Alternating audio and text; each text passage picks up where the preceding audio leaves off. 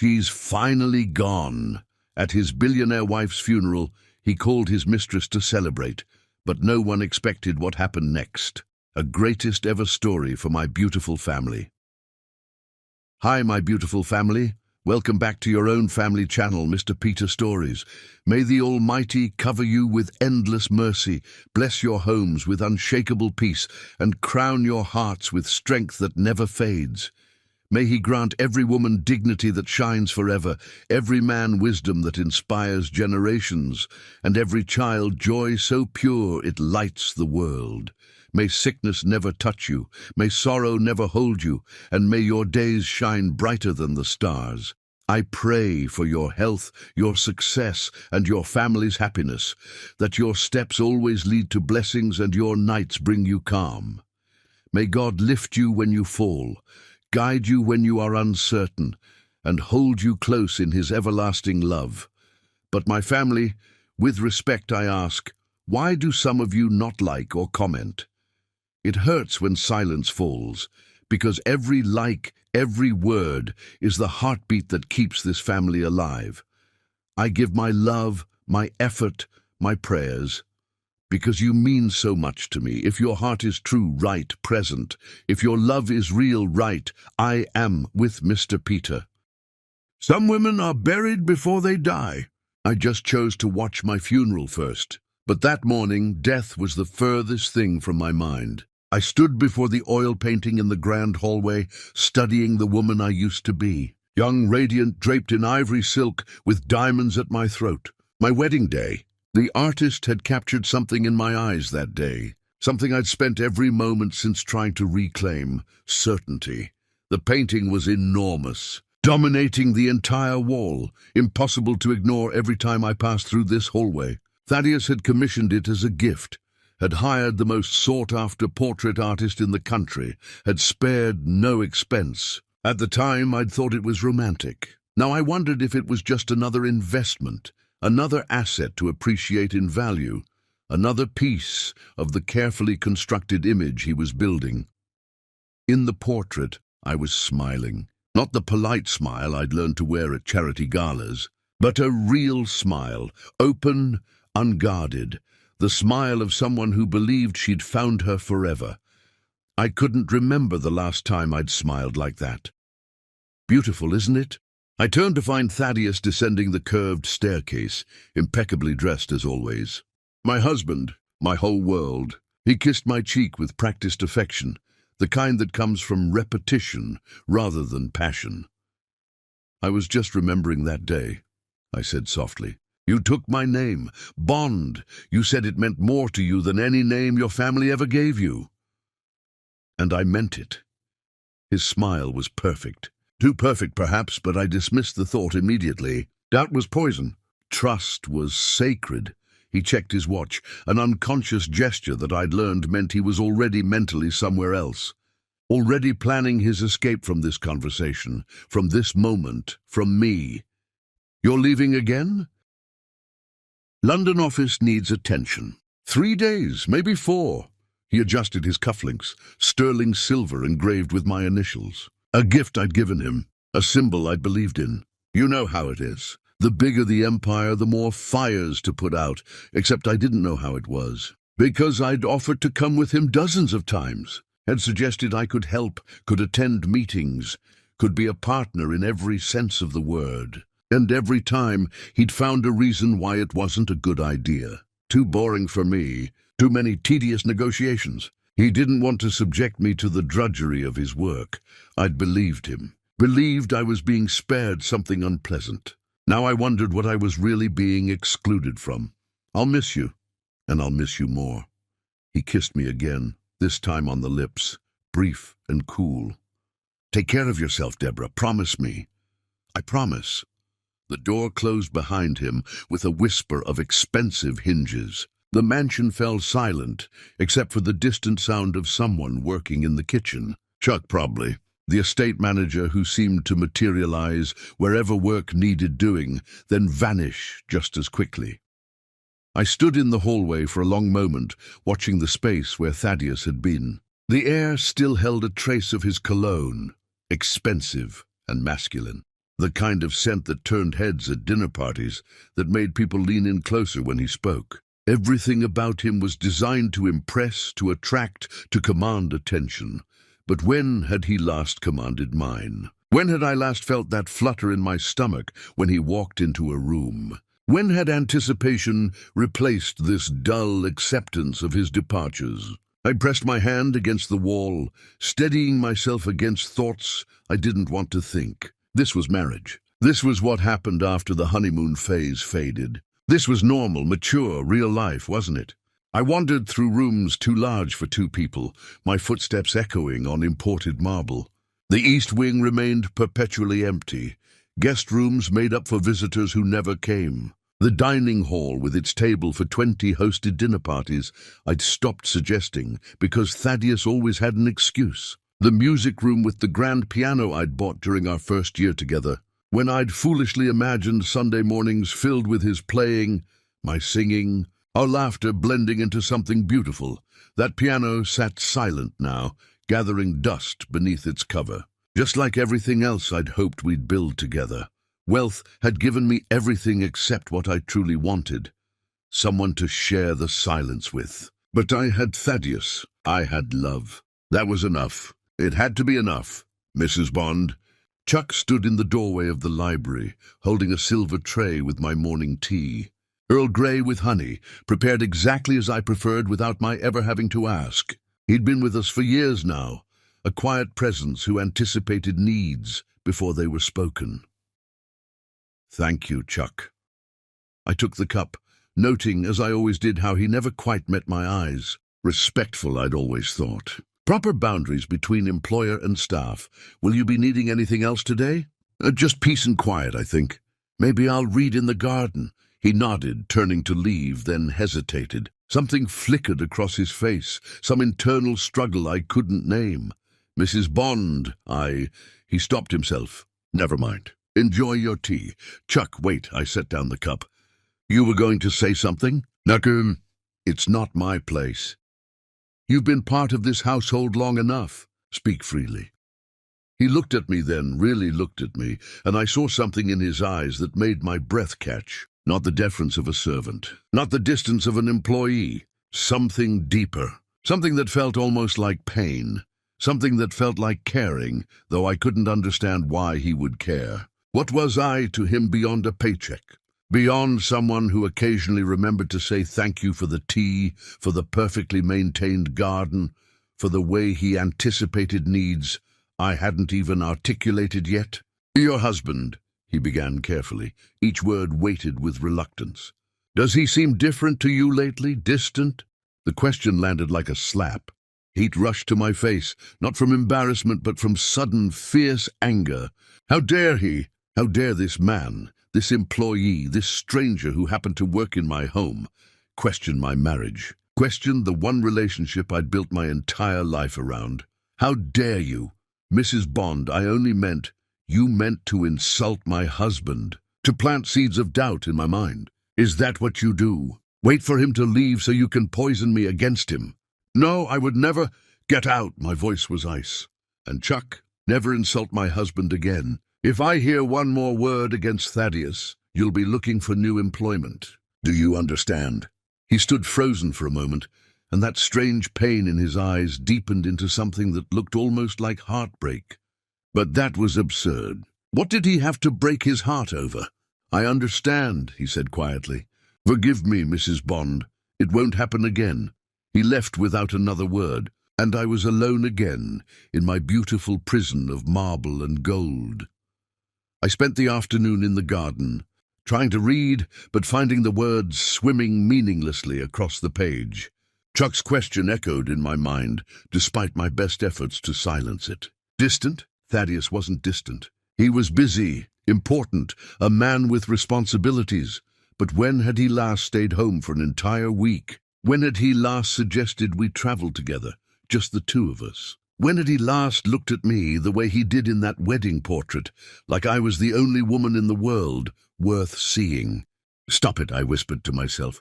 This is what doubt does. This is what destroys marriages. Trust. You have to trust.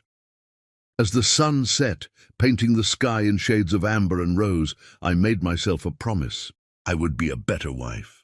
More understanding, more patient, less needy. Thaddeus had chosen me. He'd taken my name. He'd built a life with me. That meant something. That meant everything. I didn't see Chuck again that evening. He left dinner on a warmer in the dining room with a small note.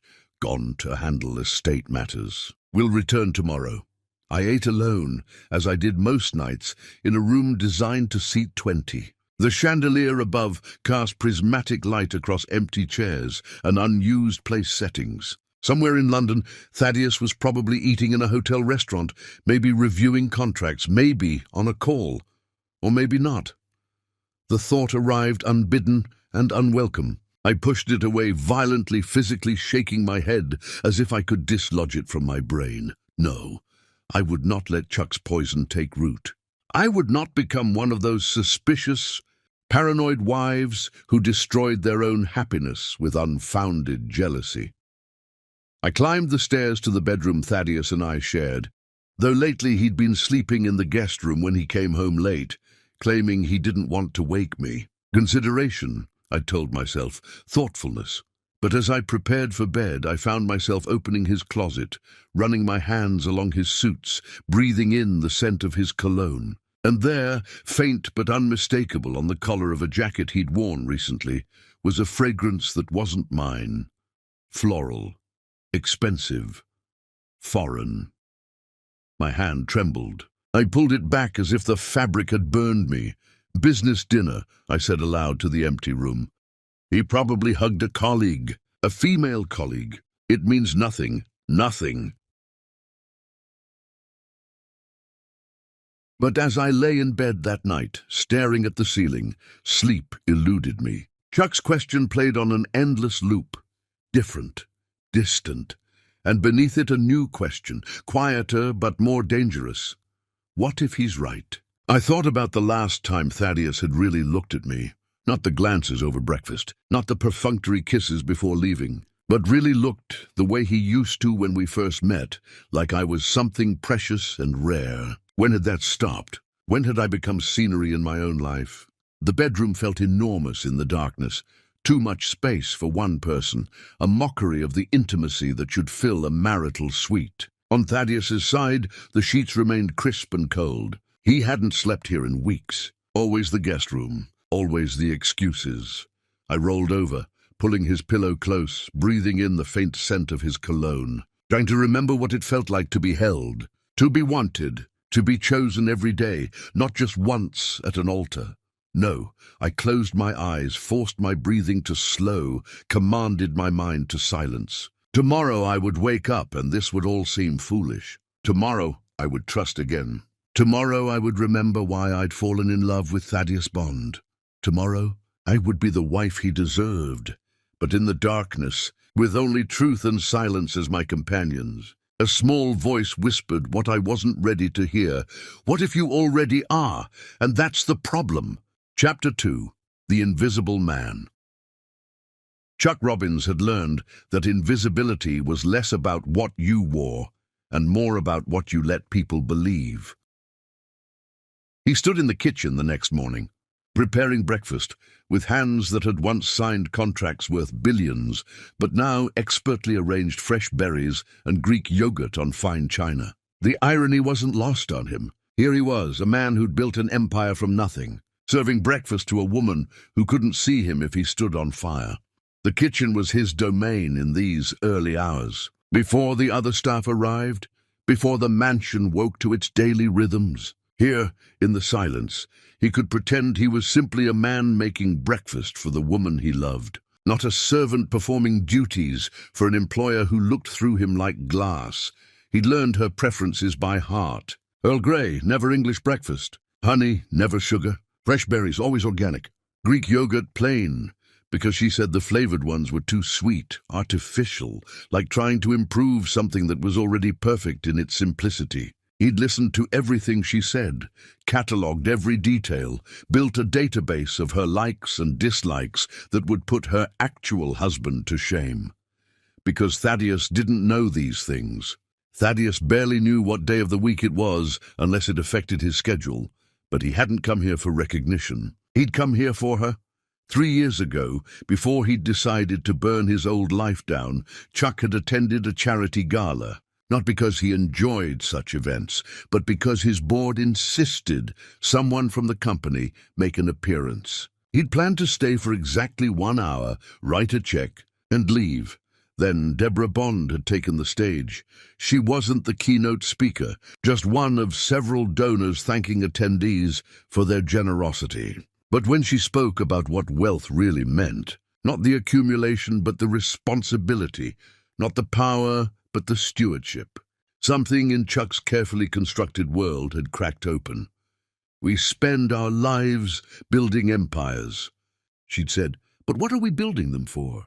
To look at, to guard, to pass on to children who'll squander what they didn't earn? Or are we building them to be tools, instruments of change, bridges between what is and what should be?" He'd stayed for her entire speech. Then he'd gone home and stared at his bank accounts, his properties, his stock portfolios, and felt nauseated by the pointlessness of it all. 6 months later, he'd sold everything, quietly, carefully, through shell corporations and overseas accounts, transforming his public identity into a ghost while his wealth became invisible. Then he'd done what people would have called insane. He'd applied to be Deborah Bond's estate manager. The previous one had been stealing, skimming from household accounts in amounts small enough to avoid detection. Chuck had discovered this during his research, anonymously tipped off Deborah's accountant, and waited. When the position opened, he'd interviewed with references he'd carefully manufactured and skills he'd deliberately understated. And Deborah had hired him without a second glance. Hadn't seen through the careful construction of his new identity, hadn't questioned why a man with his qualifications would want such a mundane position, hadn't wondered about the expensive watch he sometimes forgot to hide, or the way he spoke with the vocabulary of someone who'd spent years in boardrooms, not kitchens. She'd looked at the uniform and seen a servant, had looked at his deference and seen someone beneath her notice, had looked at everything he presented and seen exactly what he wanted her to see, nothing important. That was 3 years ago. 3 years of watching her love a man who didn't deserve to breathe the same air she breathed. 3 years of biting his tongue while Thaddeus played devoted husband in public and unfaithful snake in private. 3 years of falling deeper in love with a woman who saw him as nothing more than furniture with a pulse. He'd tried to warn her before. 6 times, in fact. Each attempt had been gentle, carefully worded, designed to plant seeds of awareness rather than accusations. Each time, she'd either ignored him or, like yesterday, shut him down with fury. The problem was trust. Deborah Bond believed in trust the way religious zealots believed in divinity. Absolutely, without evidence, sometimes against evidence. She'd built her entire marriage on that foundation, and she'd rather watch the building collapse than question the blueprint.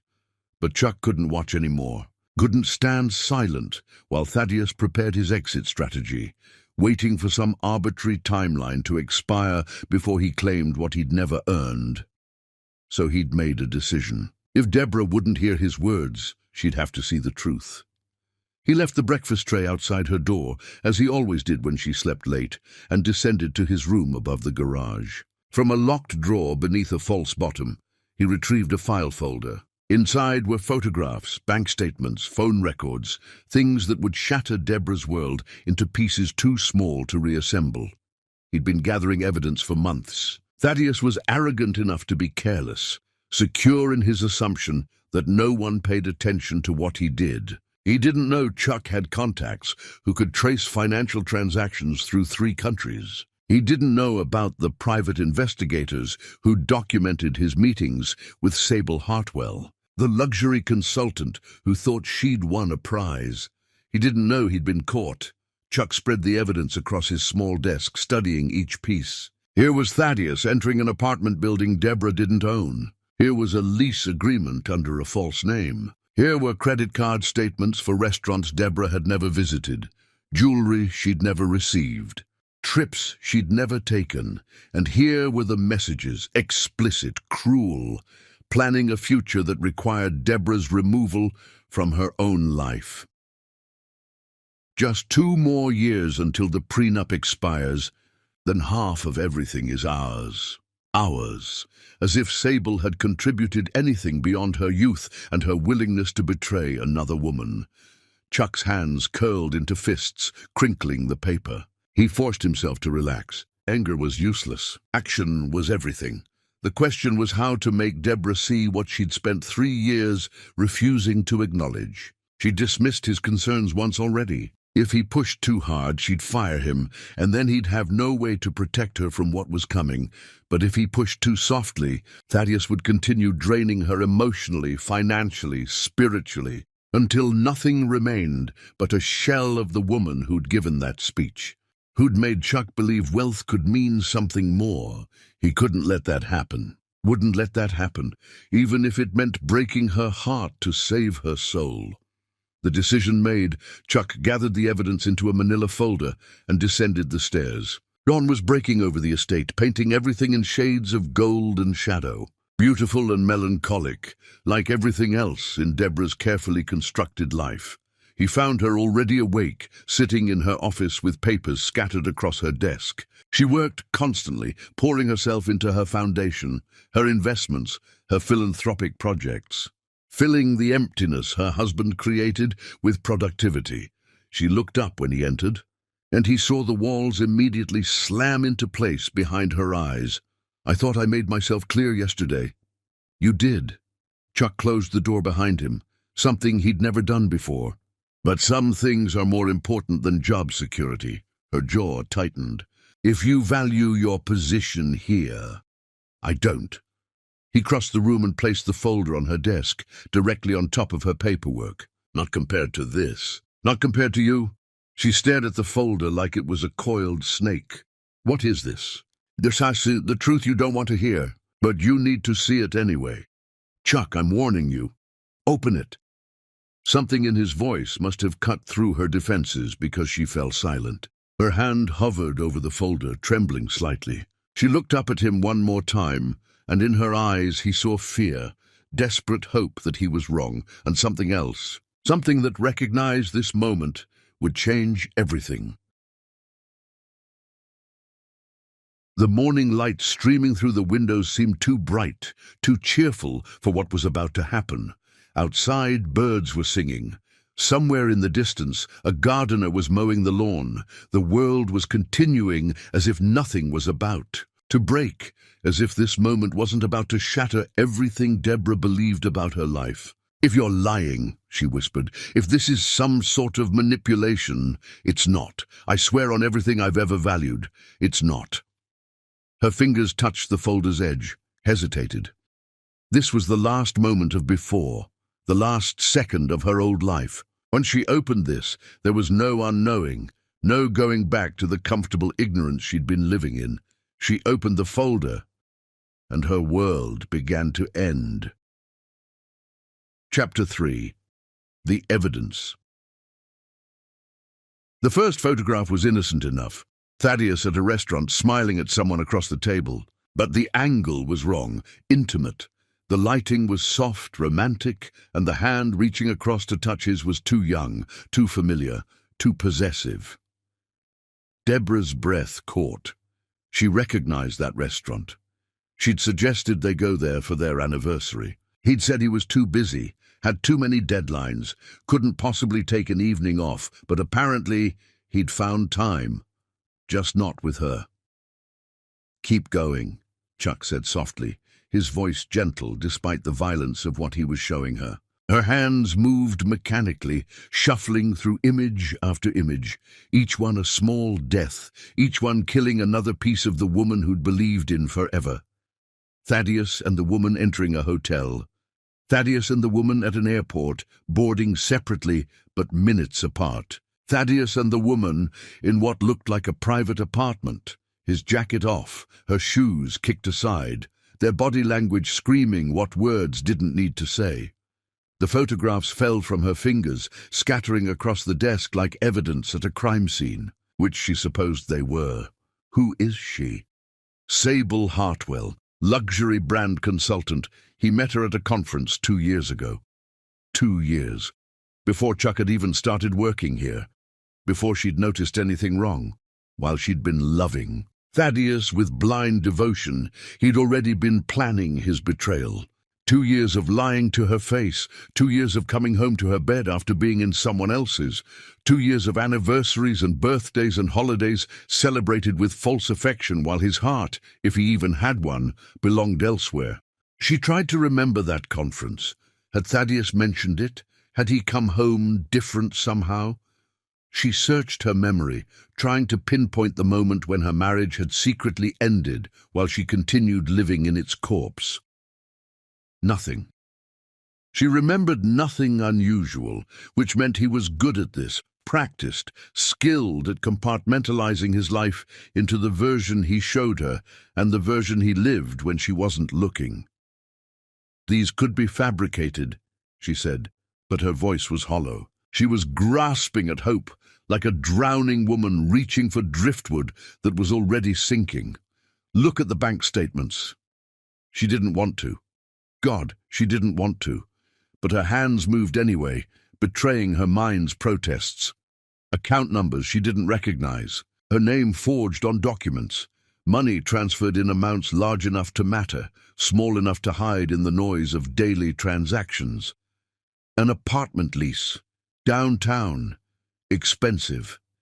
In a name that wasn't his, but with his signature buried in the fine print. Credit card charges, jewelry from boutiques she'd never visited, dinners at restaurants she'd suggested they try together, always met with his excuse that he was too busy, too tired, too stressed.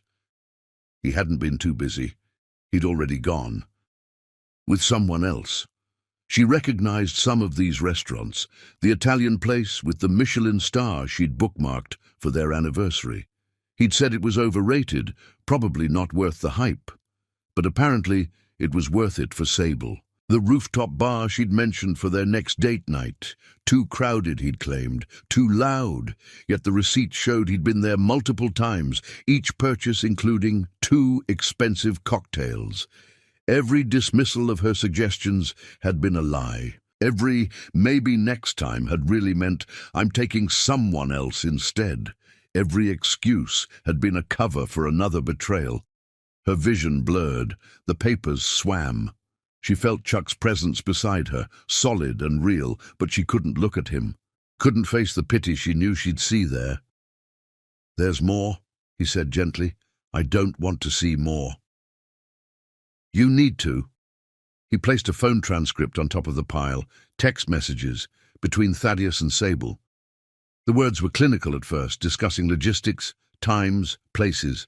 Then they became warmer, affectionate, then explicit in ways that made Deborah's stomach turn.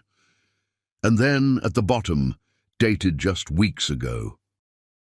"When can we stop pretending?" Sable had written. "Soon," Thaddeus had replied. "The prenup becomes irrelevant after 5 years. Just 2 more years until it expires, then half of everything is ours. Then we don't have to hide anymore." Ours. The word stabbed through Deborah's chest like a physical blade. Not his. Ours.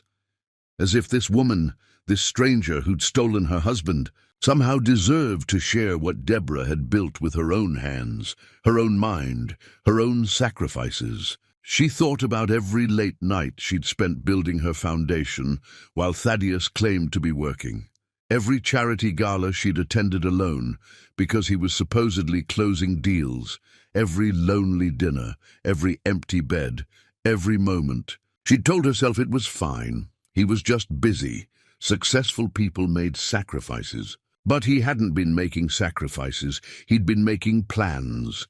Plans that included her money, but not her presence. Plans that required her death or departure. Plans that treated her life as an obstacle to overcome rather than a partnership to honor. "How could he do this to me?" The words came out as a whisper, barely audible even to her own ears. She wasn't asking Chuck. She was asking the universe, asking any power that might explain how love could be so completely one-sided, how trust could be so thoroughly misplaced. Chuck knelt beside her chair, bringing himself to her eye level. She finally looked at him, really looked at him, and saw something that shocked her almost as much as the evidence. Genuine anguish, not pity, pain, as if her heartbreak was somehow his own. "Because he's a parasite," Chuck said, his voice low and fierce. "Because he saw something beautiful and decided to drain it rather than cherish it. Because he's a small man who mistakes cruelty for cleverness." I loved him. Past tense. The words felt like goodbye. "I know." I trusted him completely. "That speaks to your character, not his." Deborah laughed, a broken sound that hurt coming out.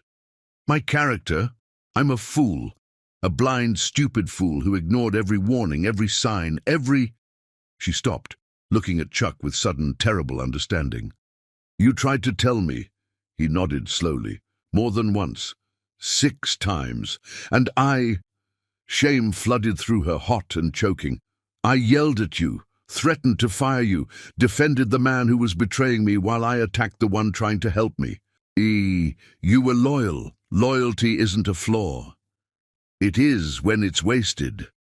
She stood abruptly, needing to move, to pace, to do anything but sit in the wreckage of her shattered illusions. "How long have you known?" "About the affair?" "A year. Maybe more." "A year?" She spun to face him. "You've known for a year and you're only showing me now." "I tried to tell you without the evidence. You wouldn't listen.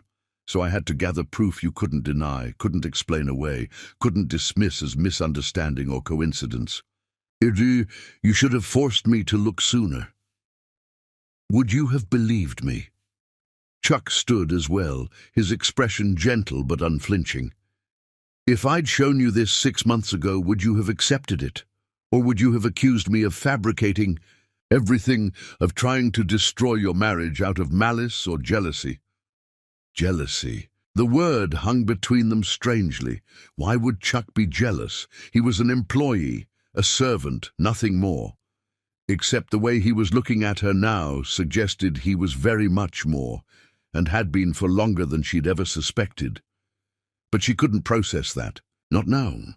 Not with her entire life crumbling around her like a sandcastle in a storm. "What do I do?" she asked, hating the helplessness in her voice. "Do I confront him? File for divorce? Throw him out?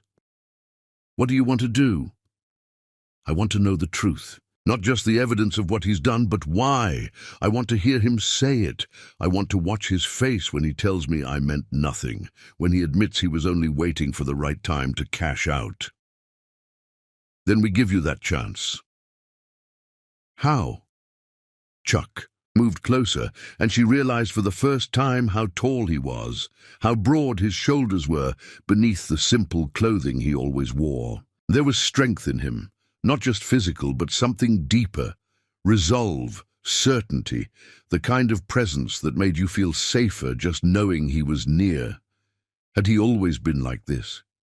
Had she simply never noticed? Or had grief and betrayal somehow sharpened her perception, made her see things she'd been blind to before? "I have an idea," he said, "but it's dangerous, and once we start, there's no going back. Tell me." "We make him think he's won." Deborah frowned, not understanding. "Won what?" "Everything." Chuck's eyes held hers, dark and intense. "We fake your death." The words landed like a bomb in the quiet office. For a long moment, Deborah couldn't speak, couldn't breathe, couldn't process what she'd just heard. The clock on the wall ticked loudly in the silence, each second marking the space between her old understanding of the world and this new, strange possibility. "You want me to pretend to die?" "I want you to see his true face, not the one he shows you, the one he shows when he thinks no one's watching, the one he shares with her. That's insane. Probably. It's impossible. Actually, it's not. Difficult, yes. Complicated, yes. But not impossible. Deborah sank back into her chair, her mind racing. Fake her death. Stage some kind of accident or illness. Make Thaddeus believe she was gone. And then what? Watch him grieve? Or watch him celebrate? The thought made her physically ill. But beneath the nausea was something else. Something cold and hard and sharp. Curiosity. Need. The burning desire to know exactly what kind of man she'd given her heart to see without filters or illusions what he really felt about her. I must see his true face myself, she said slowly, the words forming a resolution that felt like steel in her chest. Chuck nodded. Then let me help you do it. Why? She looked up at him, searching his face for answers. Why do you care this much? Why go to these lengths for your employer? Because you're not just my employer, Chuck said simply. And I think part of you has always known that. Before she could respond, before she could question what he meant or why his words made her heart stutter strangely in her chest, he continued, I need a day to make arrangements. Can you act normal for that long? Can you pretend nothing's changed when Thaddeus calls tonight? Could she? Could she hear his voice dripping false affection and not scream the truth at him? Could she maintain the illusion of her ignorance for even one more conversation? She thought of that wedding portrait in the hallway, of the woman she'd been, of the trust she'd believed was unbreakable. That woman was dead already, killed by evidence in a manila folder. What was left was someone harder, colder, angrier, someone capable of pretending. Yes, she said, I can do it. Then we start tomorrow. Chuck moved toward the door, then paused with his hand on the knob. Mrs. Bond. Deborah, she corrected. If we're going to do this, if we're going to burn my life down, to see what rises from the ashes, you should call me Deborah. He smiled, and it transformed his face from pleasant to extraordinary. Deborah, then. Try to sleep tonight. Tomorrow, everything changes. He left her alone with the evidence spread across her desk, proof of betrayal captured in ink and pixels. Deborah gathered the photographs carefully, studying each one, as if memorizing details for a test she couldn't afford to fail. In one image, Thaddeus was laughing at something Sable said, his head thrown back, joy radiating from every line of his body. Deborah couldn't remember the last time he'd laughed like that with her, couldn't remember when she'd stopped being the source of his happiness and become merely the source of his stability. Her phone buzzed. A text message from Thaddeus. London is boring without you. Miss your face. Home soon. She stared at the words, at the casual lie delivered with such practiced ease, and felt something fundamental shift inside her. Love dying, trust shattering. But in their place, rising like a dark phoenix, was something new. Rage. And the unshakable determination to show Thaddeus Bond exactly what happened when you underestimated the woman foolish enough to love you. She typed back, Miss you too. Be safe, I'll be waiting. Every word a lie, every word a weapon. Let him think she was still blind. Let him think he'd won. Tomorrow they'd see who was really playing the longer game. Chapter 4. The Breaking. Dawn came too quickly and too slowly. Deborah had spent the night suspended between fury and grief, pacing her bedroom while her mind replayed every moment of her marriage through this new, terrible lens of truth. How had she missed it? How had she been so blind? She'd prided herself on being perceptive, on reading people, on understanding motivations. She'd built a fortune on the ability to see through false promises and empty flattery. Yet in her own home, in her own bed, she'd been completely fooled, or had she? That was the question that haunted her through the dark hours. Had she really been fooled, or had she simply chosen not to see? How many times had she noticed something off, something wrong, and immediately explained it away? How many red flags had she painted green in her mind because acknowledging them would mean facing a truth too painful to bear? The evidence Chuck showed her hadn't revealed anything new. It had simply made undeniable what some part of her had always known. And that realization was almost worse than the betrayal itself. She'd been complicit in her own deception.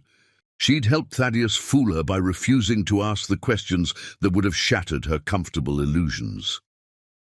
At first light, she heard movement downstairs. Chuck, arriving as he always did. But today the sound of his footsteps felt different, significant. Today he wasn't just her estate manager. He was her co-conspirator in a plan so audacious it bordered on madness. She descended the stairs still wearing yesterday's clothes, her hair uncombed, her face bare. Chuck was in the kitchen, preparing coffee with the same quiet efficiency he brought to everything. He looked up when she entered and didn't comment on her appearance, for which she was grateful. "Did you sleep?" "No." She accepted the coffee cup he offered, wrapping both hands around it for warmth she didn't really need. "Did you?" "No." They stood in silence for a moment, two people on the edge of something irreversible, gathering courage for the jump. "Tell me how this works," Deborah said finally. "Tell me every detail. I need to understand what I'm agreeing to." Chuck set down his own cup and pulled out his phone, scrolling through notes. "First, we need a believable cause of death. Something sudden but not suspicious. Heart failure is the obvious choice. And the doctor? I know someone who lost his license over a technicality. Brilliant physician. But he made an enemy of the wrong hospital administrator. He owes me a favor. How does an estate manager know disgraced doctors?" Chuck looked at her steadily, and in that moment she saw something flicker across his face. A decision being made. A wall coming down. I'll explain that later. What matters now is that he'll sign whatever paperwork we need. Death certificate, medical reports, everything official enough to satisfy investigation. And if someone looks too closely... We staged the death somewhere remote. That cabin property you own upstate. The one Thaddeus always called rustic and refused to visit. Deborah nodded slowly. She'd bought that cabin years ago as a retreat. Thaddeus had gone once, complained about the lack of cell service, and never returned. She'd gone alone several times since, finding peace in the isolation. Finding herself in the silence he couldn't tolerate. Now that cabin would become her tomb. At least symbolically, at least temporarily. I could say I'm going there for a few days. To clear my head. Perfect. You drive up, I follow separately. Once we're there, I make the call to emergency services. The doctor arrives, pronounces you dead, and we transport your body to a funeral home I've already contacted. Chuck. Deborah set down her coffee cup with a sharp click. Who are you? Really? Because estate managers don't have networks of compromised professionals at their disposal. He met her gaze steadily. I'm someone who had a different life before this one. Someone who learned that money buys almost anything, including loyalty, silence, and second chances for people society has discarded. That's not an answer. It's the only answer you're getting right now. Do you trust me? I trusted my husband. Look how that worked out. Fair point. Chuck leaned against the counter, crossing his arms. Then don't trust me. Trust the evidence. Trust your own instincts. Trust the fact that I've had 3 years to hurt you, manipulate you, or steal from you, and I've done nothing but try to protect you. Deborah studied him. This man she'd barely noticed for so long, who now seemed to be the only solid thing in a world built on lies. There was something in his eyes, something beyond competence or strategy. Real emotion, real investment, real feeling. All right, she said, I trust you. Not because I'm wise, but because I'm desperate, and you're the only person who hasn't lied to me lately. I'll take it. A ghost of a smile crossed his face.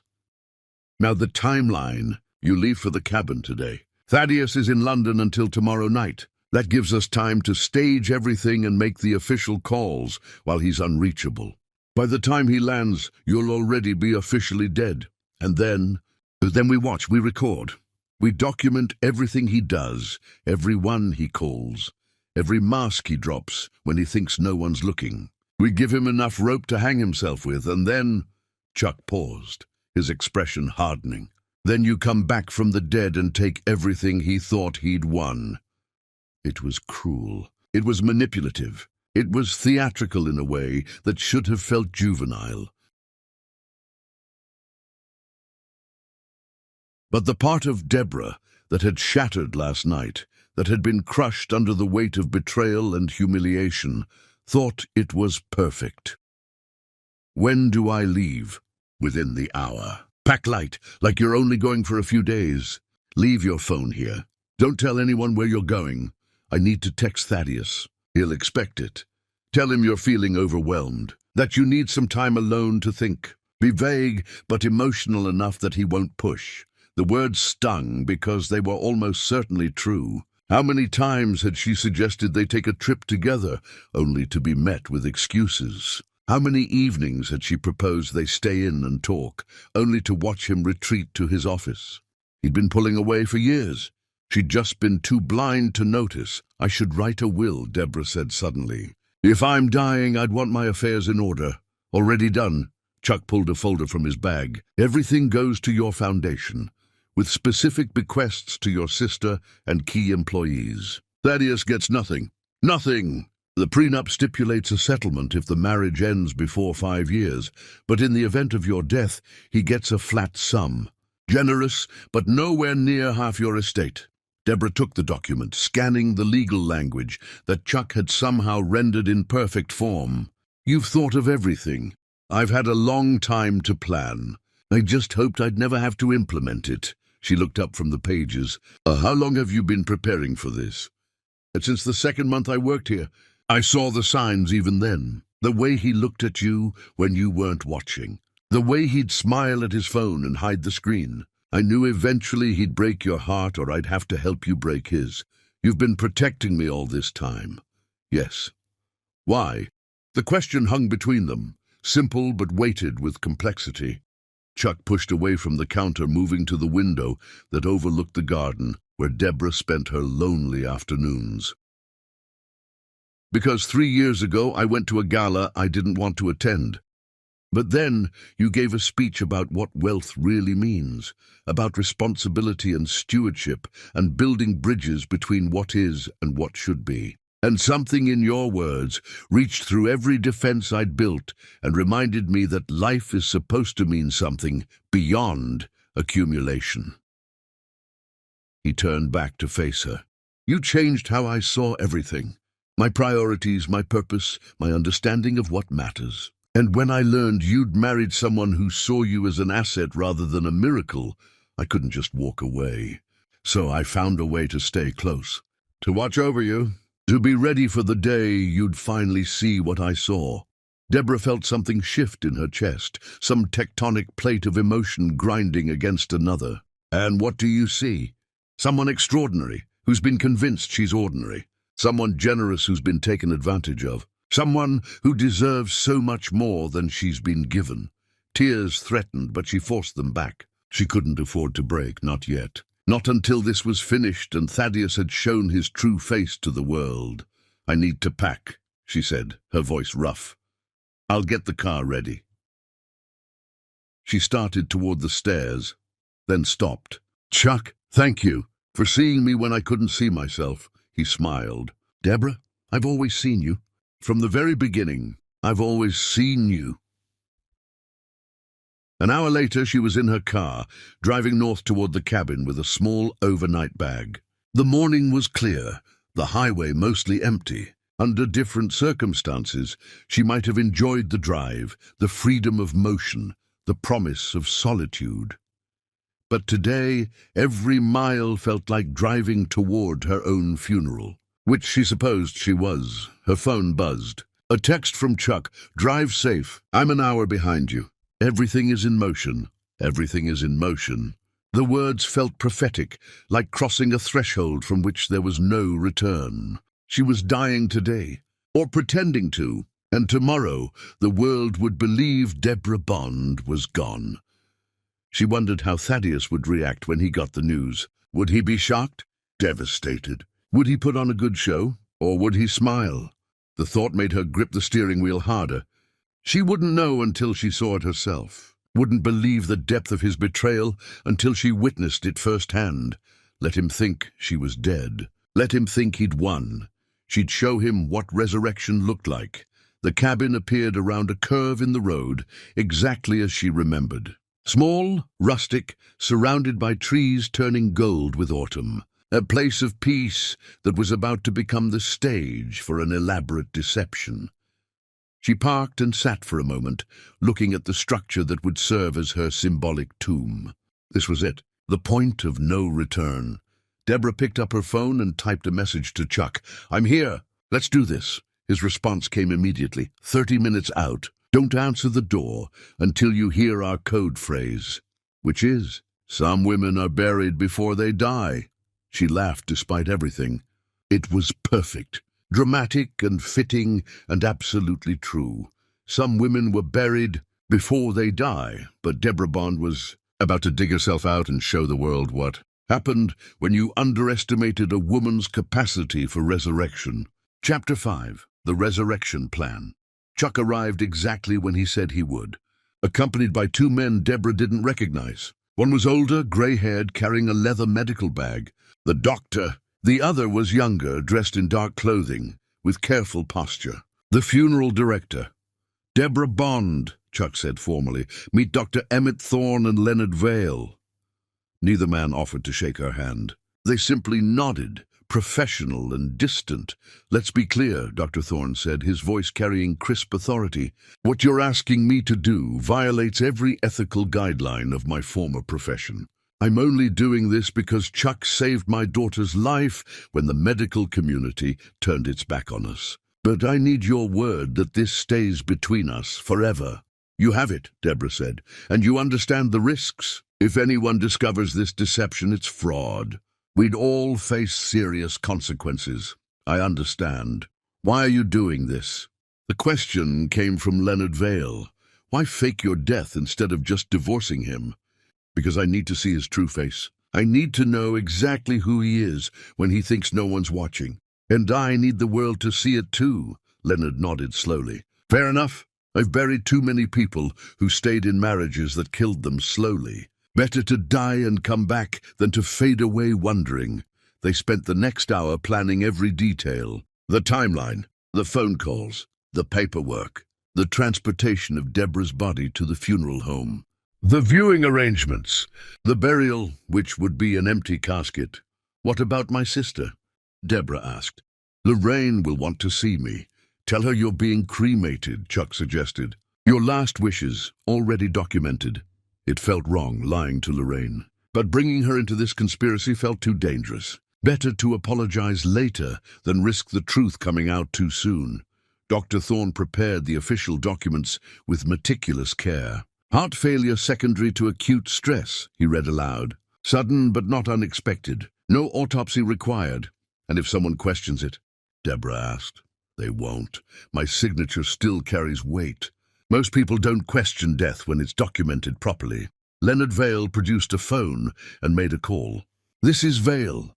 I need emergency transport from the Adler cabin upstate. Female deceased, natural causes. Family requesting private arrangements." He listened. "Yes, everything's in order. We'll be there in 3 hours." He hung up and looked at Deborah. "That's your funeral home. They're expecting a body. What do I do now?" Deborah asked, suddenly feeling unmoored. "Now," Chuck said, "you disappear. I have an apartment across town. You'll stay there while we handle everything. No phone calls, no internet, nothing that could leave a digital footprint." "How long?" "A week, maybe less, until Thaddeus shows his true face and we have enough documentation to destroy him." A week in hiding. A week of watching her own death play out from the shadows. And then Chuck's expression hardened. "Then you come back, and we make sure everyone sees exactly what he did." Dr. Thorne packed his bag. "I'll file the death certificate today. It'll be in the system by tonight." "Thank you," Deborah said. "I know this isn't easy." "Nothing worth doing is easy," he replied.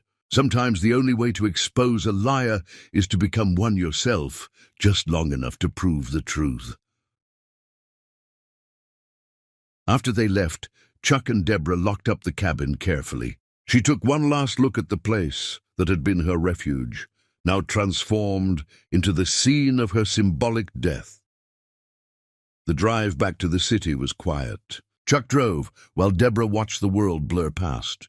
Everything looked different now. more real somehow, more vivid, as if dying even in pretense had awakened senses she didn't know she possessed. What happens after? She asked suddenly. After we expose Thaddeus, what happens to me? Whatever you want, you rebuild, you recover. You become whoever you want to be. And you? What happens to you? He kept his eyes on the road. That depends on you. On me? And on whether you want me to stay or go once this is finished. I already see you as more than an estate manager. Do you?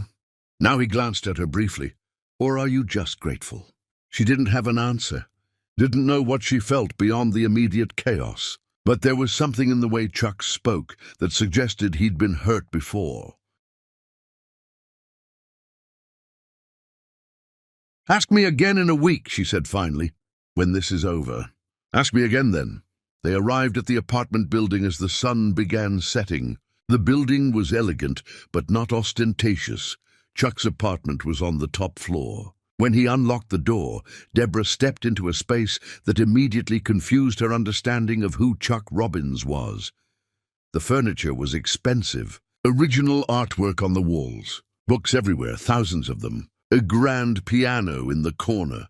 Estate managers don't live like this, she said slowly. No, Chuck agreed. They don't. Who are you? He set down her bag and moved to the window.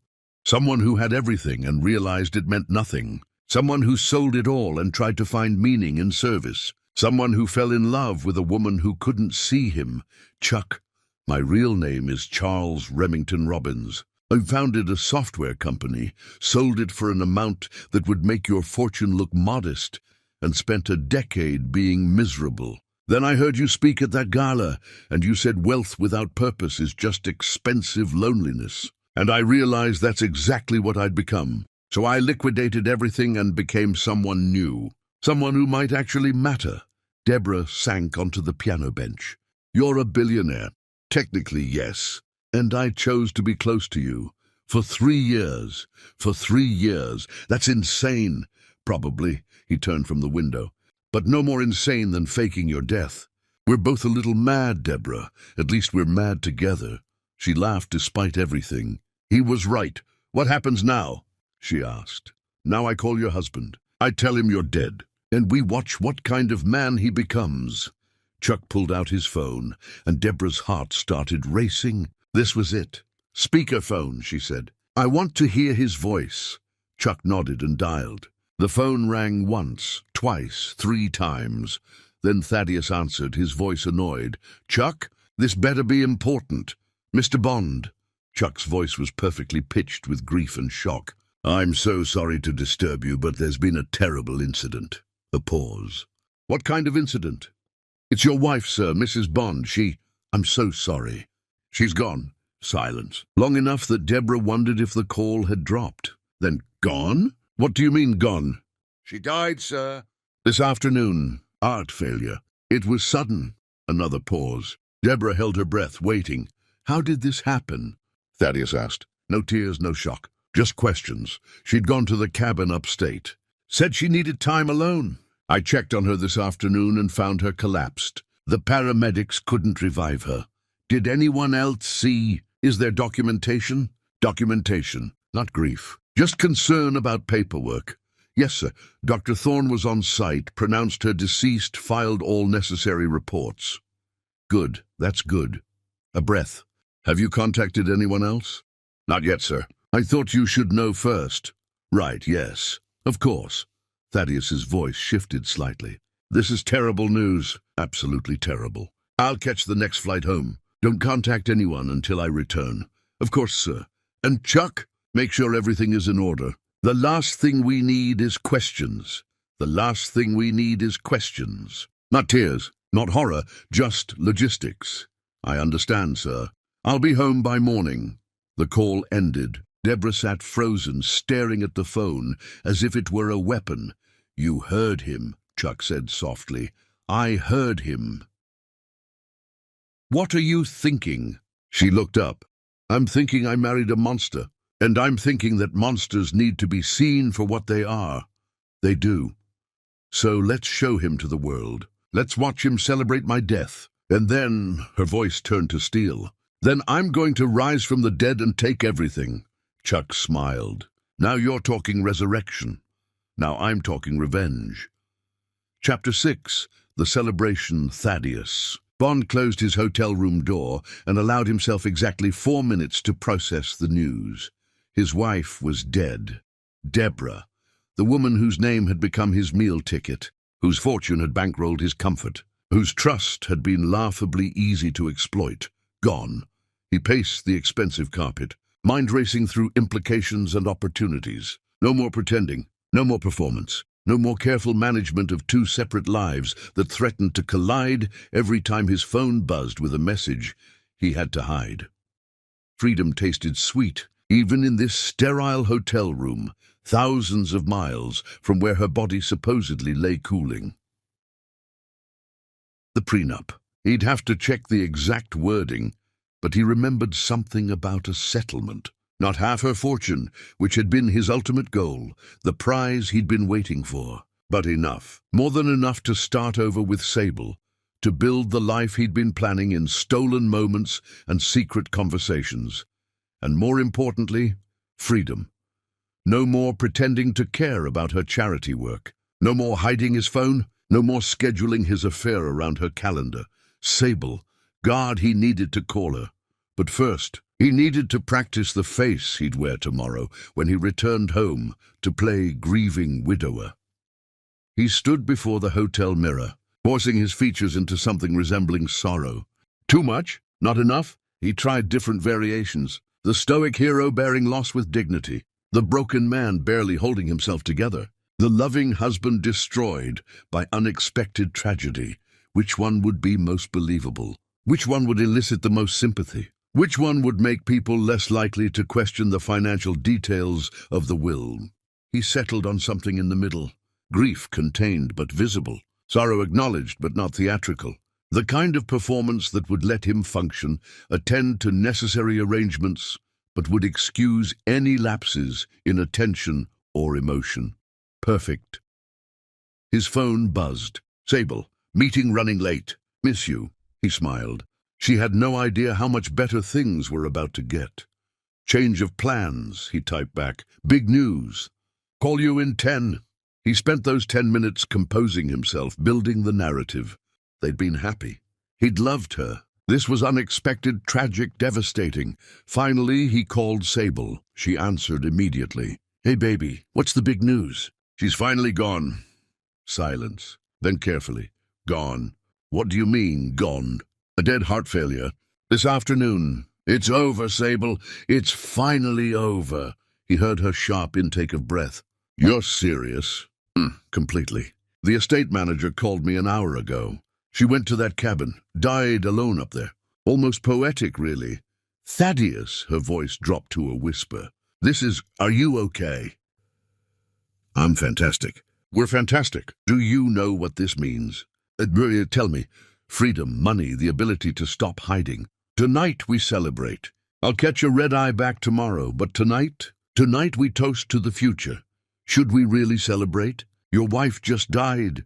My wife, he said coldly, was a business arrangement that just concluded favorably. Now meet me at our place. I'm ordering champagne. We've earned it. What Thaddeus didn't know was that Chuck had prepared for this moment. The secret apartment downtown had been transformed into a recording studio.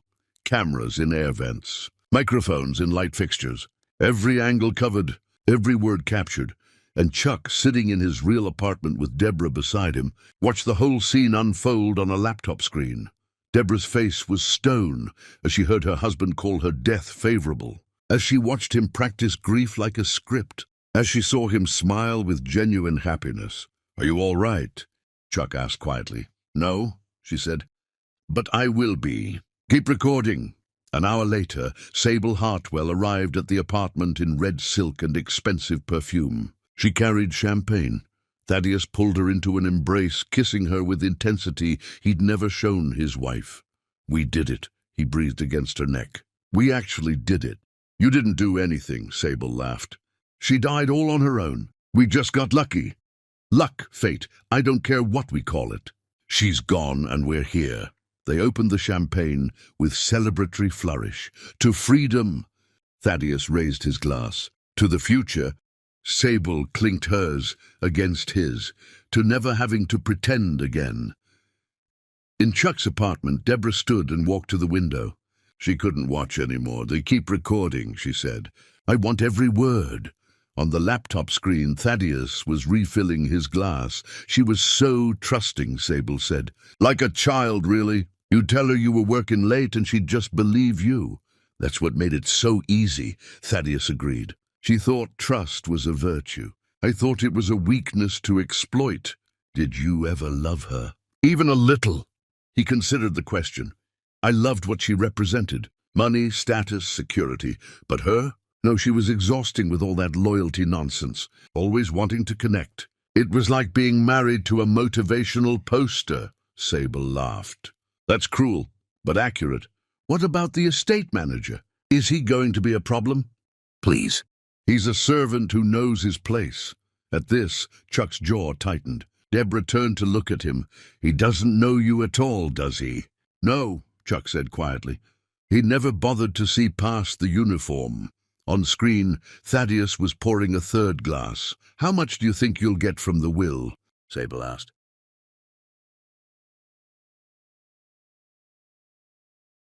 Maybe 5 million? Her lawyers tried to protect her, but they couldn't have predicted this. 5 million. Sable's eyes gleamed. We could do a lot with 5 million. We could do everything. Europe, that villa you wanted. No more hiding. When's the funeral? Probably within a few days. I'll have to play devastated husband, at least until the will is settled. After that, who cares what people think? How long before we can be seen together? 6 months, maybe. A respectable mourning period. Then we'll announce our relationship as something new. People love that story. Widower finding love again? You've thought about this, of course. I've been planning this exit strategy since before we met. I just needed her to die or become inconvenient enough to divorce. Death is neater. Deborah turned away from the window. I want to walk in there right now. Not yet, Chuck said firmly. We need more. We need to destroy him completely. How much more can there be? Plenty. By the time we're done, he won't just lose his settlement. He'll lose everything. On screen, Thaddeus had moved to the window with champagne in hand. You know what the best part is? He said to Sable. She died thinking I loved her. Died believing in us. She never knew. Never suspected. Never realized she was sleeping next to someone counting days until he could cash out. That seems almost sad, Sable said, though her tone suggested she didn't really think so.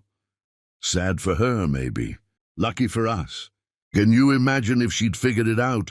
This way is so much cleaner. He raised his glass to the city. Thank you, Deborah, for being trusting enough to die with illusions intact. It really is the best gift you ever gave me. Chuck closed the laptop before Deborah could hear more. She was shaking. That's enough for tonight, he said. You've seen what you needed to see. Now we start phase 2, which is? Tomorrow he comes home. Tomorrow your funeral arrangements begin. And tomorrow we start inviting the right people to witness his performance. Who? Your sister Lorraine. Board members from your foundation, your lawyer, a few journalists. We're going to pack your funeral with people who actually loved you, and we're going to document the contrast. Deborah nodded slowly. And then? Then we wait, we watch. We gather evidence, and when we have everything, when his guard is down, then I come back, Deborah finished. Exactly. She moved to the couch, suddenly exhausted. Chuck sat beside her, keeping respectful distance but present. Chuck, she said quietly. Yes? Thank you. For seeing him clearly when I couldn't. You don't need to thank me. I do. Because you're risking everything for this. He was quiet for a long moment. Because watching someone I love be hurt by someone unworthy is worse than any risk. Because some things are worth fighting for. Because you deserve to know the truth. Someone you love. Deborah repeated softly. Yes. How long?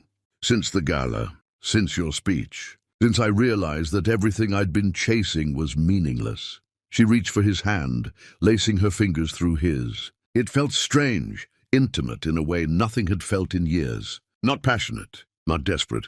Just real. Ask me again in a week, she whispered. When this is over. Ask me again then who I see when I look at you. I will, Chuck promised. And whatever answer you give, I'll accept it. They sat in silence as the city lights glowed beyond the window. As somewhere across town, Thaddeus and Sable celebrated a death that hadn't happened. Tomorrow, Deborah Bond's funeral would begin, but tonight, she was simply a woman learning that resurrection required dying first. Chapter 7. Mourning the Living. The funeral home looked exactly as Deborah remembered. Elegant without being ostentatious, somber without being oppressive. The kind of place where grief was respected, but contained within tasteful walls and indirect lighting. She sat in the back of Chuck's car across the street, wearing a dark wig and sunglasses. From this distance, she could see people arriving in black clothing, their faces somber. Some she recognized, some she didn't, all believing they were here to mourn her death. The parking lot filled slowly, black cars depositing passengers dressed in black, a river of mourning flowing toward the building where her empty casket waited. Deborah watched each arrival, cataloging who came, who cried, who looked genuinely devastated versus who seemed to be performing appropriate grief for an audience. Mrs. Chen from the foundation board arrived early, her elderly frame bent with sorrow.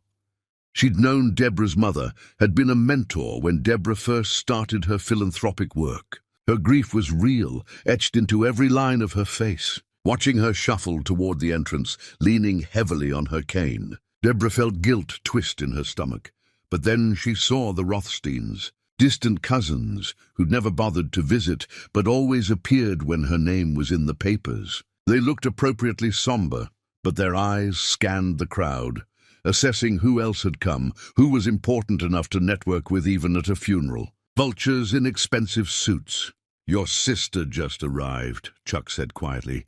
Deborah leaned forward, spotting Lorraine climbing out of a black sedan. Her sister's face was blotchy and red, clearly from hours of crying. Genuine grief, raw and painful. "I should go to her," she whispered. "You can't, not yet. She thinks I'm dead, Chuck. She's in there mourning me." "I know, and I'm sorry, but if we break now, this was all for nothing."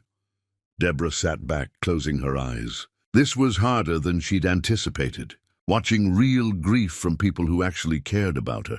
"He's here," Chuck said.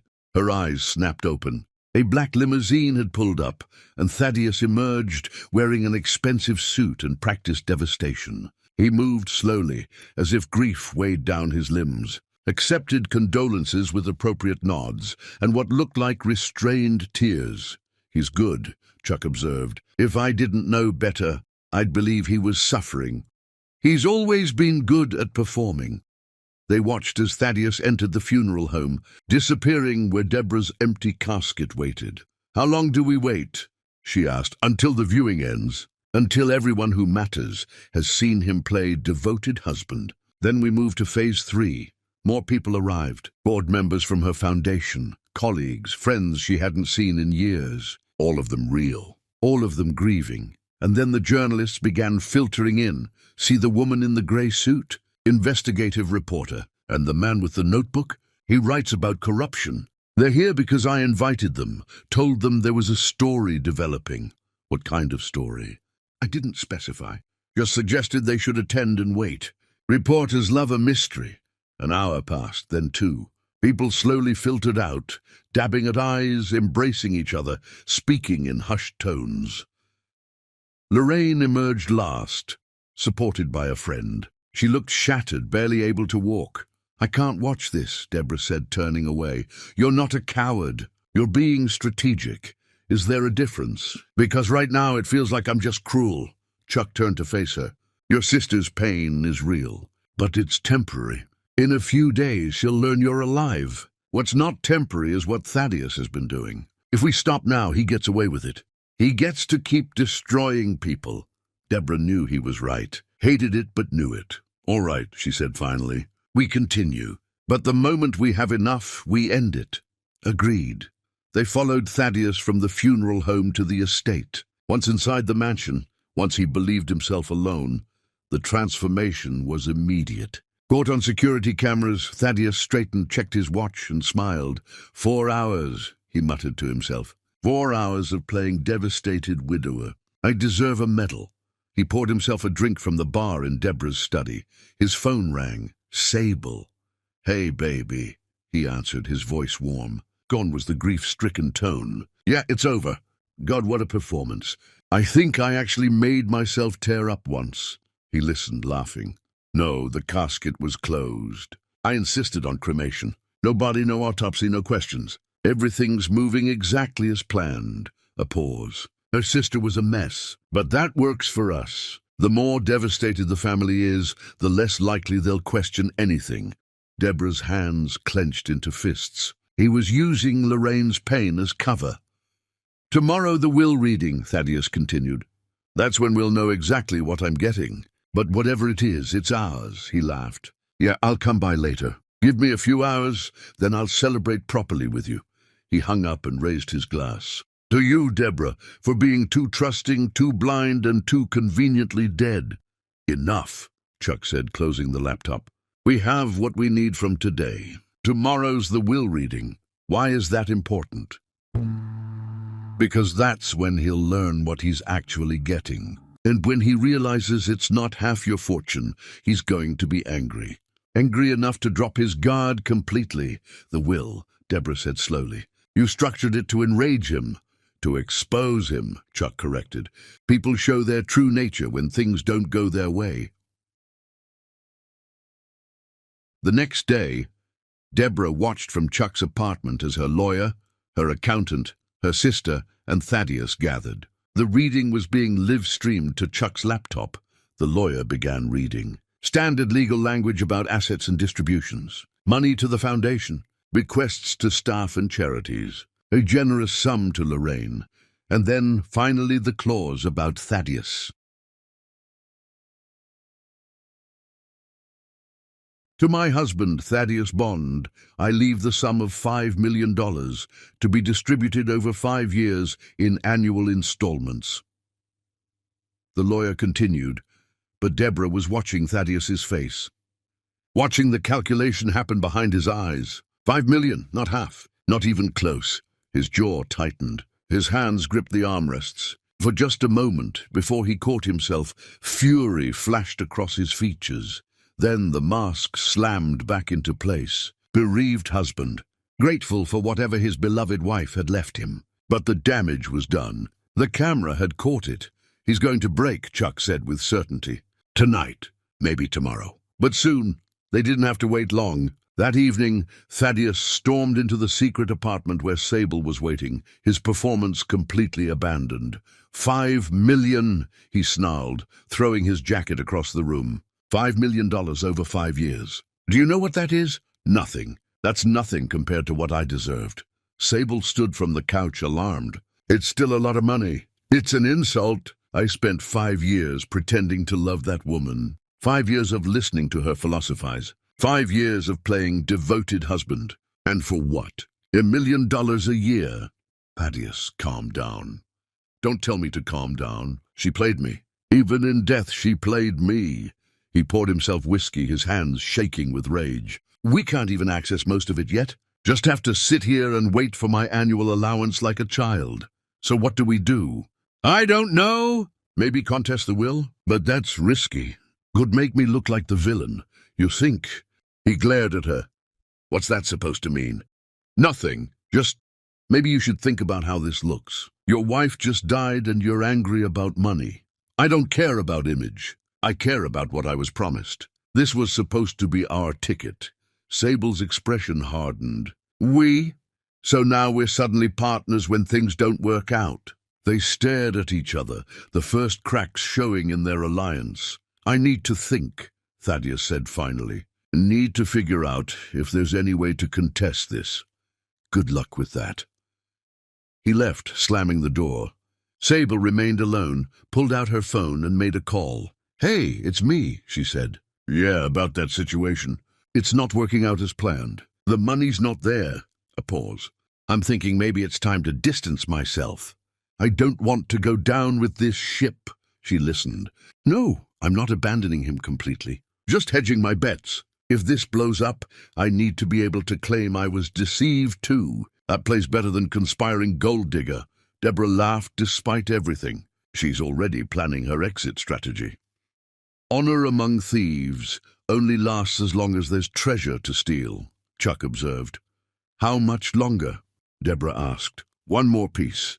The financial records. Tomorrow we'll have the full audit, showing exactly how much he's stolen. Once we have that, once we can prove fraud, then I come back. Then you come back. And you don't just expose him, you destroy him. Deborah stood, moving to the window. Somewhere out there, people still believe she was dead. Tomorrow, that would change. Tomorrow, the truth would begin its work. And the day after, Deborah Bond would rise from the dead. Chapter 8. The Trap Springs. The financial audit arrived at dawn in a sealed envelope. Deborah watched as Chuck opened it, spreading documents across the dining table. Start from the beginning, she said. Show me everything. Chuck organized the papers chronologically. 6 months after you married, Thaddeus opened 3 accounts under shell corporations. Small transfers at first. 5,000 here, 10,000 there. Amounts small enough to hide. He pointed to a spreadsheet. But they added up. Over 5 years, he moved almost $20 million. Money you thought was going to investments, charitable donations. All lies, all theft, 20 million. After everything else, theft seemed almost predictable. Can we prove it? She asked. Yes, your accountant has been meticulous. Every transfer tracked, every false invoice documented, every forged signature highlighted. When this goes to court, Thaddeus won't be able to explain any of it. Good. Chuck gathered the papers carefully.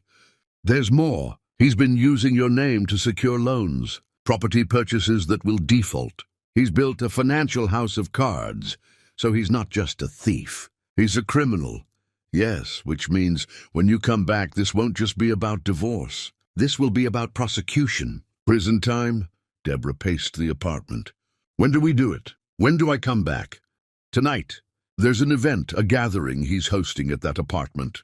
But I've invited certain guests. Your sister, your board members, those journalists, people who need to see. What will they see? Him, celebrating with Sable, toasting your death, sharing details of how he deceived you. Everything captured on video, everything witnessed by people whose testimony will matter. And then, Chuck smiled, fierce. Then you walk through that door, alive, and you show him what resurrection looks like. They spent the day preparing. Chuck sent carefully worded invitations promising information about Deborah's estate, irregularities requiring immediate attention. Board members accepted immediately. The journalists smelled a story. Lorraine, confused but trusting, agreed to come. Won't Thaddeus question why all these people are showing up? Deborah asked. He won't be there when they arrive. He thinks he's meeting Sable privately. By the time he walks in, everyone will already be inside, hidden, watching. As evening approached, Deborah dressed carefully. White, not black. The color of rebirth, not mourning. Her real hair, not the wig. Her face bare. She looked like herself, but somehow more. Stronger, clearer. Ready? Chuck asked. I've been dead for a week. I'm more than ready to be alive again. They arrived at the apartment building separately. Chuck went in first, positioning the guests in the master bedroom, where a two-way mirror offered a perfect view of the living room. One by one they gathered. Lorraine, confused and worried. The board members, increasingly concerned. The journalists, cameras ready. What's happening? Lorraine whispered to Chuck, why are we here? Trust me, he said gently. Everything will make sense soon. And your sister is fine. Fine. She's dead. We buried her. Just watch. Please. Thaddeus arrived right on time, letting himself in with his key. Sable was already there, music playing, champagne chilling. She'd worn the red dress he loved. Finally, she said when he entered. I've been dying to celebrate properly. No more funeral arrangements, no more pretending to grieve. Just us. Just us, he agreed, pulling her close. God, I've missed this. Missed being able to touch you without looking over my shoulder. To freedom. Sable raised her glass. They toasted and drank, settling onto the expensive couch. "Did you hear what the board is planning?" Thaddeus asked. "They want to continue Deborah's charitable projects, maybe even expand them, using her death as motivation for more giving. How noble. How stupid. She's gone. Her vision died with her. But they're so devoted to her memory, they can't see that the smart move is to liquidate everything." Sable laughed. "You can't actually suggest that." "No, but I can quietly sabotage their efforts. A few bad investments here, some mismanaged funds there. Within a year, the foundation will be struggling, and I'll be positioned to help wind it down. Take my cut and disappear." "Our cut," Sable corrected. "Our cut." "Of course." In the bedroom, Lorraine's face had gone from confusion to horror. "That's Thaddeus," she whispered. "But he's there." "Keep watching," Chuck said quietly. "It gets worse." And it did. For the next hour, Thaddeus and Sable dismantled Deborah's life with casual cruelty, laughing about how trusting she'd been, mocking her speeches, planning how to dismantle everything she'd built. "You know what the best part is?" Thaddeus said. "She died thinking I loved her. Died believing in us. She never knew, never suspected. Did you ever feel guilty?" "Why would I? She had more money than she could ever spend. I was just reallocating resources. The board members were recording everything. The journalists were taking notes. Lorraine was crying, but not from grief anymore, from fury. And Deborah, watching from her hidden position, felt the last pieces of her old life falling away. That woman was dead. Actually dead, not just performatively. What remained was something harder, colder, more dangerous. "It's time," Chuck said softly. Deborah nodded. She took one last breath as a ghost, then opened the door. Chapter 9. The Ghost Returns. The apartment door swung wide with the force of resurrection, and Deborah Bond walked through it like a woman returning from war. The effect was immediate and absolute.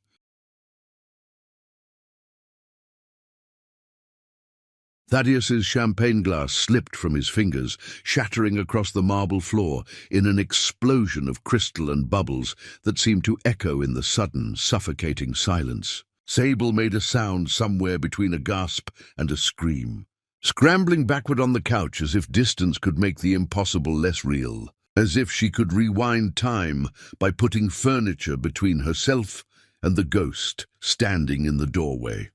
"Hello, husband," Deborah said, her voice cutting through the sudden silence like a blade through silk. Each word precise, each syllable weighted with the fury of a woman who'd spent a week listening to her own eulogy.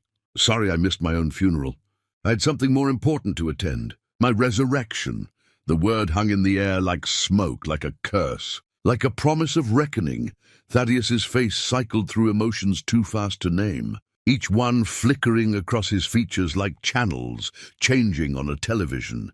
Shock, confusion, disbelief, a desperate hope that this was some kind of nightmare, some stress-induced hallucination brought on by guilt he didn't actually feel. Then understanding crashed over him like cold water, and with it came fear so profound it drained the color from his skin. "You're dead," he whispered. "You died." The doctor said. The doctor lied. I paid him too, along with the funeral director, the coroner, everyone who signed documents saying I was gone. She moved deeper into the room, and behind her, the bedroom door opened. Lorraine emerged first, her face a storm of relief and rage. Then the board members, then the journalists, cameras openly recording, and finally Chuck, who positioned himself beside Deborah like a soldier standing with his commander. The bedroom had been full of witnesses, all of them watching, all of them recording, all of them seeing exactly what kind of man Thaddeus Bond was when he thought his wife was safely dead and buried. "What is this?" Thaddeus was backing toward the window as if he could escape through glass and gravity. His eyes darted around the room, cataloguing exits, calculating escape routes, his mind racing to find some way out of this trap. What kind of sick game? Deborah laughed, cold and bright. You think this is a game? You spent 5 years playing games with my life. I spent 1 week showing you exactly who you are when you think no one's watching. Sable was on her feet, edging toward the door. But Chuck moved to block her path. Stay, he said quietly. You'll want to hear this. You can't keep us here, Sable said, her voice shaking. It's justice. Lorraine cut her off, moving toward her sister. Deborah, oh my God, you're alive. She grabbed Deborah in an embrace. I mourned you. I cried for days. How could you do that to me? I'm sorry, Deborah said. I'm so sorry. But I had to see the truth. And now you do? Now I do. Lorraine pulled back, turning to face Thaddeus with contempt. You celebrated her death. You toasted it. You're disgusting.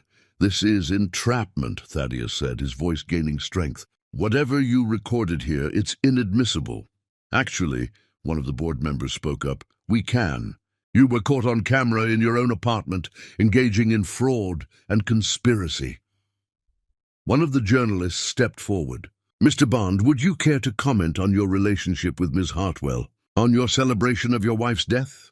No comment. I'm not saying anything without a lawyer.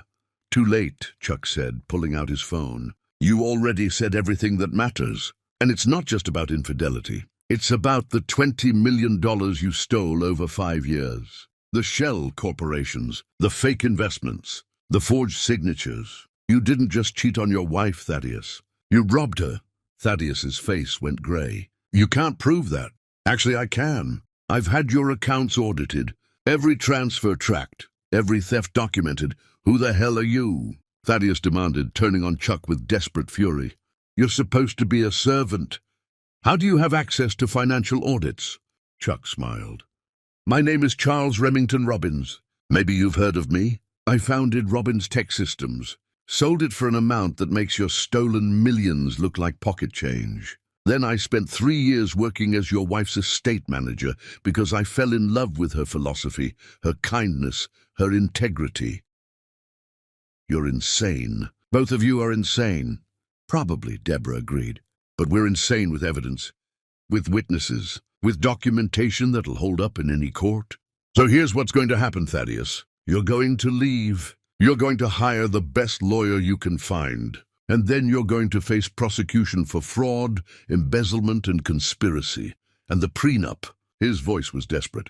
I'm still entitled, except I'm not dead. Which means the death clause doesn't apply. Which means you get exactly nothing. Thaddeus looked around the room, at the faces watching him with contempt, at his mistress backing away, at the journalists recording everything. Deborah, please, he tried one last time. We can work this out.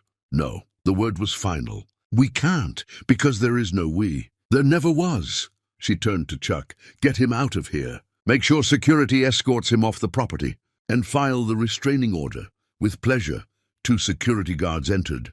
Thaddeus tried one more time to speak, but the guards took his arms and led him toward the door. As he passed Deborah, he stopped. I did love you, he said quietly.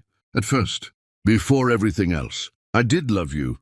She looked at him with eyes that held no warmth. No, she said. You loved what I represented. You loved my money and my trust. But you never loved me, because love doesn't steal. Love doesn't betray. And love doesn't celebrate death. He left without another word. Sable tried to follow, but Deborah stopped her. Not yet. You and I need to talk. I have nothing to say to you. Then listen. You thought you'd won a prize. But let me tell you what you actually won. Nothing. Thaddeus is broke. His assets are frozen. His reputation is destroyed. And you, the luxury consultant who trades in image, just got caught on camera celebrating a woman's death. How's your business going to survive that? Sable's face crumpled. I didn't know. I didn't know he was stealing. Maybe, maybe not. But you knew he was married. So here's your choice. Cooperate with the investigation, testify about what you know, and maybe salvage some shred of your reputation. Or fight us and go down with his sinking ship. What do you want me to say? The truth. Just the truth. When it goes to trial, tell them everything. Sable nodded slowly. I'll cooperate. Good, now leave. And Ms. Hartwell? Find better men. After Sable left, the apartment fell silent. The journalists were already on their phones. The board members were discussing legal strategies. Lorraine pulled Deborah aside. "I'm so angry with you. You let me grieve." "I know. And I'm sorry, but I'm also proud of you. You're stronger than I gave you credit for." "I had to be." "And him." Lorraine glanced at Chuck, the mysterious billionaire estate manager who's been in love with you. "What are you going to do about him?" "Me? I don't know yet. Ask me tomorrow. Fair enough. But Deborah, whatever you decide, make sure it's what you want. You deserve that much." Deborah hugged her sister tight. "Thank you. For being here. For not hating me. Oh, I hate you a little, but I love you more." The room slowly emptied until it was just Deborah and Chuck standing in the apartment where her husband had celebrated her death. "How do you feel?" Chuck asked. "Strange, powerful, exhausted, alive." She moved to the window. "Tomorrow this will be everywhere. I'll be famous for all the wrong reasons, or all the right ones. You'll be the woman who refused to be a victim, who fought back." She turned to face him. "And you? What happens to you now?" "I go back to being invisible, probably. Though I might keep the estate manager job if it's still available." "Chuck," she crossed the distance between them, "you saved my life. Not just from Thaddeus, but from myself. How do I thank you for that?" "You don't need to thank me." "Yes, I do. A week ago, you asked me to ask you again how I see you." She reached up, touching his face gently. "I'm asking now." "Chuck, Charles, whoever you choose to be. I see you.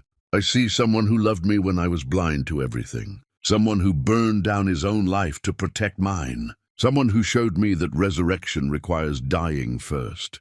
And his voice was barely a whisper, and I don't know what this is. Don't know if it's gratitude or attraction or something deeper. But I want to find out. I want time to figure out who I am without Thaddeus defining me. And then, when I know myself again, I want to see if there's space for someone who's been seeing me all along." Chuck smiled. "I can wait. I've gotten good at waiting. Don't wait too long. I've discovered I'm rather impatient when I'm not busy being dead." They stood in the ruined apartment, two people who'd orchestrated resurrection together, and laughed. Not from joy exactly, but from relief, from survival. Tomorrow the world would know what Thaddeus Bond had done, but tonight she was simply alive, standing with someone who'd seen her when she was invisible to herself. "Come on," Chuck said, offering his hand. "Let's get you home." She took his hand, and they walked out together, leaving behind the champagne and the broken glass and the ghost of the woman she used to be. Tomorrow would bring chaos. But tonight Deborah Bond was alive, awake, and finally free. Chapter 10. The Reckoning. The story broke at dawn, exploding across every news outlet simultaneously.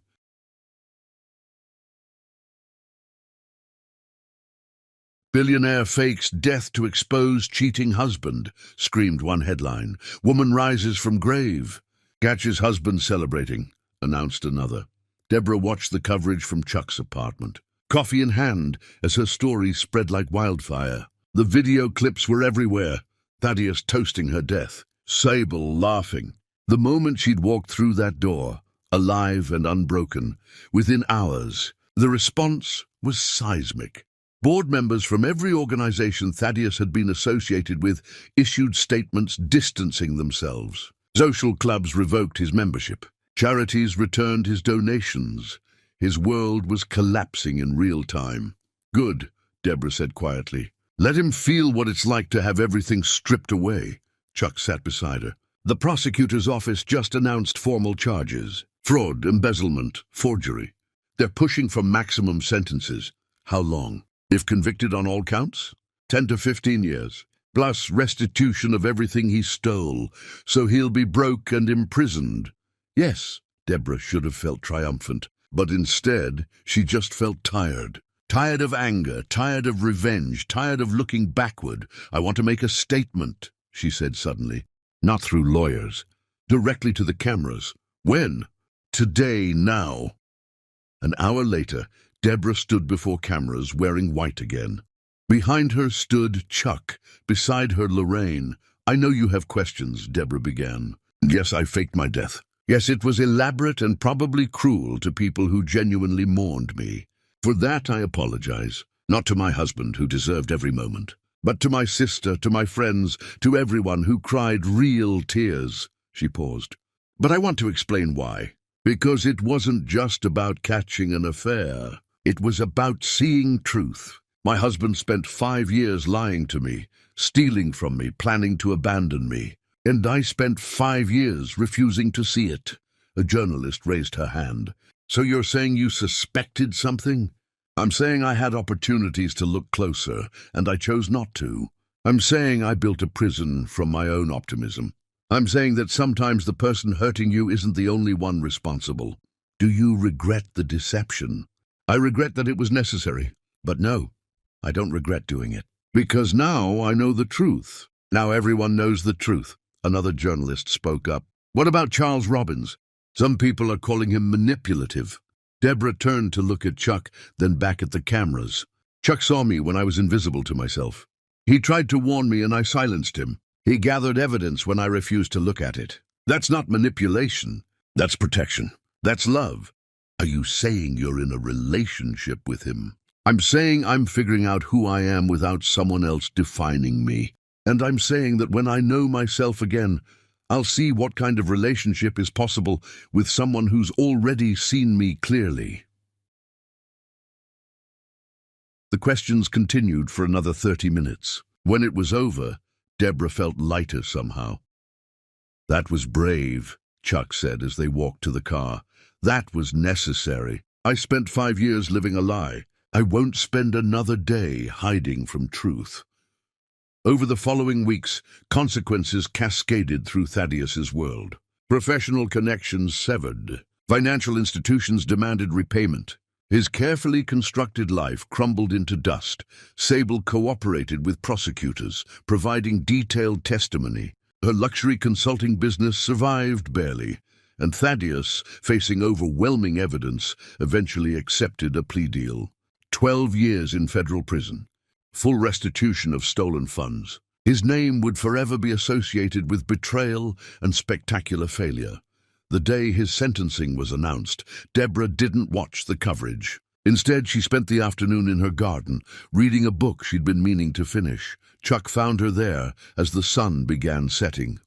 "It's over," he said. "He's been sentenced." 12 years. I know. Lorraine texted me. She closed the book. "How do you feel about it?" "Relieved, satisfied, grateful it's finished. And what happens now?" "For you?" He smiled. "That depends on you. You keep saying that. Because it's true." Deborah set down her book carefully. "Chuck, I've spent the last month figuring out who I am without Thaddeus. And I've learned something important." "What's that?" "I'm stronger than I thought. Braver than I knew. But I've also learned that strength doesn't mean being alone. That I can be whole and complete and still want someone beside me." "Are you saying—" "I'm saying I see you. Finally, completely I see you. Not as my estate manager. Not as my savior. I see Chuck, who sold everything to find meaning. Who fell in love with a speech about purpose. Who waited 3 years for a woman too blind to notice him. She reached for his hand. I see you. And I want to know what happens when two people who've both burned down their old lives try to build something new together."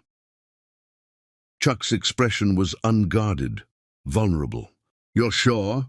Because I've loved you for 3 years. That's not something I can just turn off, I'm sure. Not because I'm grateful, though I am. Not because you saved me, though you did. But because when I imagine the future, you're there." He pulled her close, and she let herself be held by someone who'd held space for her long before she knew she needed it. "So, what now?" Chuck asked. "What does Deborah Bond do for an encore?" She laughed. "I have some ideas. The foundation needs restructuring, and I'm thinking about starting something new. A resource for women who've been exploited by partners. That sounds perfect. And you? Are you going back to being invisible?" "No, I think I'm done hiding. You taught me that. You showed me that being seen is worth the vulnerability. Then let's be seen together. Let's build something that matters." They stood, hand in hand, walking back toward the mansion. Behind them, The garden glowed in the last light. Ahead, the future waited. At the door, Deborah paused, turning to Chuck one more time. "You were my servant," she said softly. "But now I know the truth." "What truth?" "You are my savior, not because you rescued me, but because you showed me how to rescue myself." He kissed her then, gentle and sure, and she kissed him back, tasting freedom and truth and new beginnings. 3 months later, they stood together in that same garden, but this time surrounded by friends and family. The autumn leaves had turned to winter snow, and the garden looked transformed, magical, like something from a dream Deborah hadn't dared to have during all those years with Thaddeus. White roses bloomed despite the cold, carefully tended by gardeners who'd worked through the night to create this moment. Candles flickered in glass lanterns hanging from bare branches, casting golden light across snow that glittered like crushed diamonds. The guests numbered perhaps 50, no more, each one chosen carefully, each one real. No society photographers lurked in the bushes. No gossip columnists waited to critique her dress. No distant relatives appeared hoping for inheritance opportunities. Just people who loved her, people who'd mourned her, people who'd celebrated her resurrection not as scandal, but as triumph. Lorraine stood beside Deborah as her maid of honor, tears streaming down her face. "I can't believe you're getting married again so soon." "I'm not getting married again," Deborah corrected, adjusting the simple white dress she'd chosen. Not a traditional gown, nothing with trains or veils or the performance of purity. Just a dress that made her feel beautiful. Just fabric that moved when she moved, that felt like freedom against her skin. "I'm getting married for the first time. Everything before this was just rehearsal. Just me learning what marriage isn't so I could recognize what it is." The ceremony was small, intimate. No grand cathedral, no society photographers, no performance. Just truth, spoken before people who mattered. When the officiant asked if anyone objected, Lorraine laughed through her tears. "I think we've had enough drama for one lifetime." Chuck stood at the altar in a simple suit, no longer hiding who he was. Charles Remington Robbins, billionaire philanthropist and former estate manager, looking at Deborah like she was the only woman in the world worth seeing. "I take you," Deborah said when it was her turn. "Not because you saved me, but because you saw me. Not because you're wealthy, but because you understand that wealth means nothing without purpose. Not because you're perfect, but because you're perfectly honest." "I take you," Chuck replied, "not because you're powerful, but because you're brave enough to be vulnerable. Not because you're wealthy, but because you taught me what wealth is really for. Not because you need me, but because you choose me." They exchanged rings, simple bands, nothing ostentatious, and the officiant pronounced them husband and wife. As they kissed, Deborah thought about the journey that had brought her here. The blindness, the betrayal, the symbolic death, the resurrection, every painful step necessary to become the woman who could stand here now, clear-eyed and unafraid. She thought about the woman in that wedding portrait, the one who'd believed trust was sacred and doubt was poison. That woman had died in Chuck's office when she'd opened a manila folder full of proof. But what had risen in her place was stronger, wiser, more honest about the complexities of love and loyalty. She'd learned that trust without verification wasn't virtue, it was voluntary blindness. That loyalty to someone who betrayed you wasn't admirable, it was self-destructive. That sometimes the kindest thing you could do for yourself was burn down the beautiful lie and build something true in its place. And she'd learned that resurrection wasn't a single moment. It was a choice you made every day, a choice to see clearly, a choice to demand truth, a choice to build your life on solid ground rather than beautiful illusions. The woman she'd been would never have survived what she'd learned about Thaddeus. That woman would have shattered, unable to reconcile the betrayal with her fundamental belief in trust and goodness. But the woman she'd become. She'd orchestrated an elaborate deception, caught her betrayer in the act, and rebuilt her life from ashes. She was stronger now, wiser, more careful, but not cynical, not closed off. She'd learned the difference between trusting blindly and trusting wisely, between faith without evidence and faith built on proof. At the small reception afterward, Lorraine raised a glass. To my sister, who had to die to learn how to live. And to Chuck, the servant who turned out to be a king. To resurrection, Chuck added. To truth, Deborah finished. They toasted and drank, celebrating not an ending but a beginning. Later, as the guests departed and the garden grew quiet, Deborah and Chuck stood alone beneath the stars. Mrs. Robbins, Chuck said, testing the name. I'm keeping bond professionally, Deborah corrected. But in here, she placed his hand over her heart. In here, I'm yours. You know what's funny? Chuck pulled her close. I spent 3 years as your servant, loving you from a distance, convinced I'd never have this moment. And now I understand why I had to wait. Because the woman I fell in love with 3 years ago wasn't ready for this. She had to break first, had to die and be reborn, had to learn that trust without truth is just pretty blindness. And the woman I am now, the woman you are now, could move mountains, could change the world, could build something that matters with a former servant who loves her for her soul.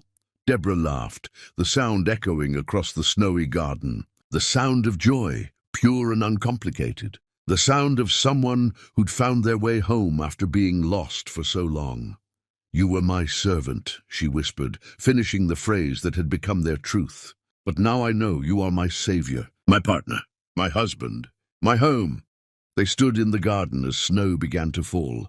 Two people who'd orchestrated resurrection and learned that coming back from the dead was less about the dramatic return and more about what you did with your second chance. The guests had left.